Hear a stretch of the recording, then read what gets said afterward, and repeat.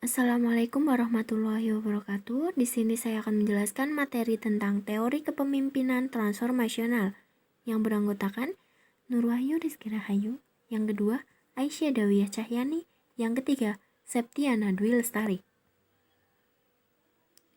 Selanjutnya, di sini saya akan menjelaskan apa sih itu pengertian kepemimpinan transformasional.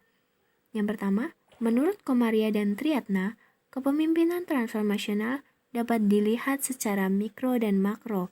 Secara mikro, kepemimpinan transformasional merupakan proses mempengaruhi antar individu, sementara secara makro merupakan proses memobilitas kekuatan untuk mengubah sistem sosial dan mereformasi kelembagaan.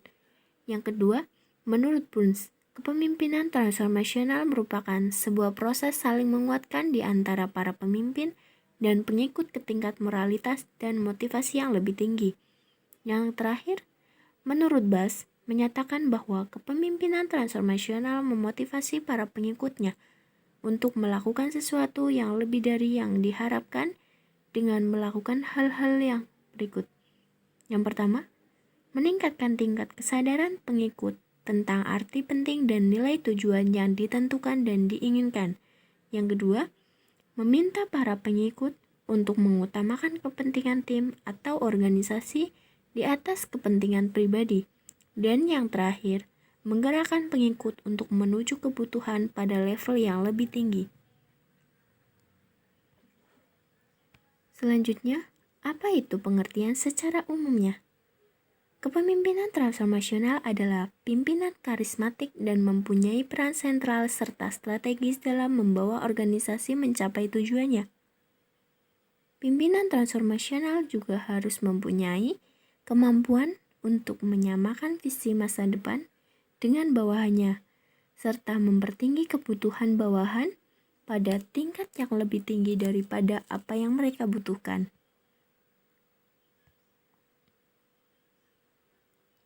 Apa itu ciri-ciri transformasi kepemimpinan? Yang pertama, atribut karisma.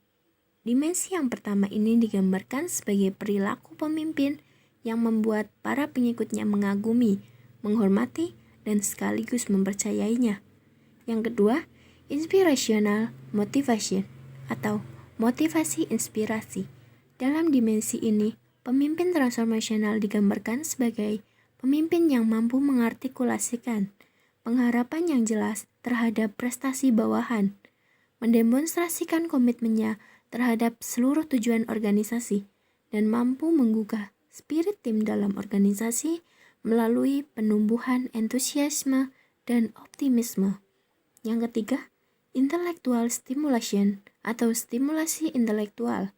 Pemimpinan transformasional harus mampu menumbuhkan ide-ide baru, memberikan solusi yang kreatif terhadap permasalahan-permasalahan yang dihadapi bawahan, dan memberikan motivasi kepada bawahan untuk mencari pendekatan-pendekatan yang baru dalam melaksanakan tugas-tugas organisasi. Yang terakhir, individualist consideration atau konsiderasi individu. Dalam dimensi ini, pemimpin transformasional digambarkan sebagai seorang pemimpin yang mau mendengarkan dengan penuh perhatian masukan-masukan bawahan dan secara khusus mau memperhatikan kebutuhan-kebutuhan bawahan akan pengembangan karirnya.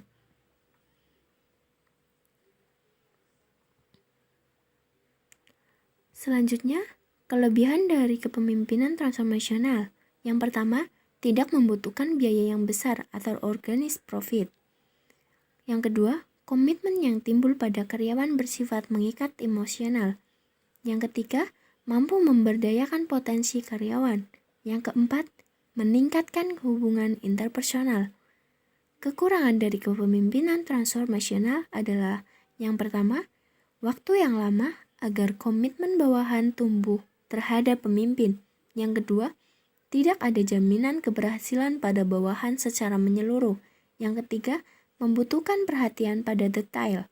Yang keempat, sulit dilakukan pada jumlah bawahan yang banyak. Selanjutnya, model kepemimpinan transformasional dapat digambarkan sebagai berikut. Yang pertama, pemimpin membangun rasa percaya diri pada bawahan. Yang kedua, pemimpin mengangkat nuansa kebutuhan bawahan ke tingkat lebih tinggi. Yang ketiga, mentransformasikan kebutuhan. Yang keempat, pemimpin memperluas kebutuhan.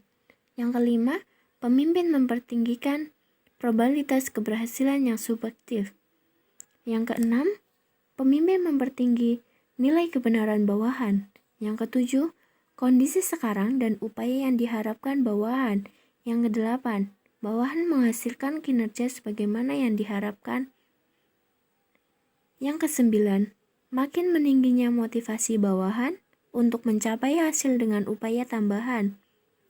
Yang kesepuluh, bawahan mempersembahkan kinerja melebihi apa yang diharapkan.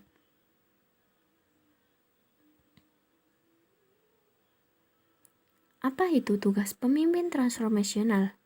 Pemimpin transformasional melakukan beberapa tugas penting, yaitu yang pertama, mereka meningkatkan kesadaran pengikut dari masalah organisasi dan konsekuensinya.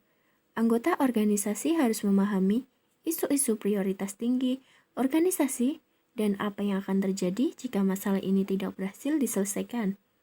Yang kedua, pemimpin transformasional membuat visi organisasi, membangun komitmen dengan visi seluruh organisasi, dan memfasilitasi perubahan organisasi yang mendukung visi. Singkatnya, kepemimpinan transformasional konsisten dengan strategi yang dikembangkan melalui proses manajemen strategis organisasi.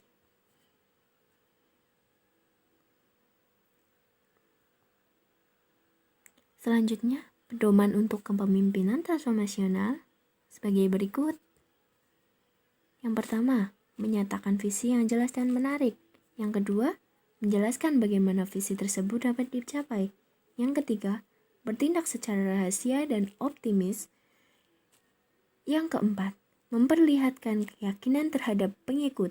Yang kelima, menggunakan tindakan dramatis dan simbolis untuk menekankan nilai-nilai penting. Yang keenam, memberikan kewenangan kepada orang-orang untuk mencapai visi itu. Cukup sekian dari saya. Wassalamualaikum warahmatullahi wabarakatuh.